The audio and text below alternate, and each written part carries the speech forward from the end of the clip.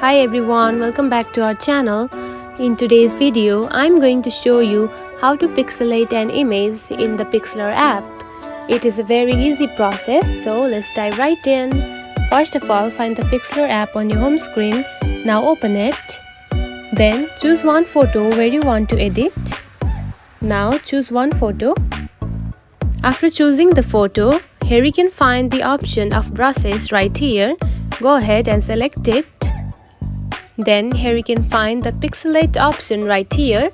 Now simply tap on it. Now you can pixelate your photo using these options right here. Now tap onto one and you can also increase the size of the button just like this.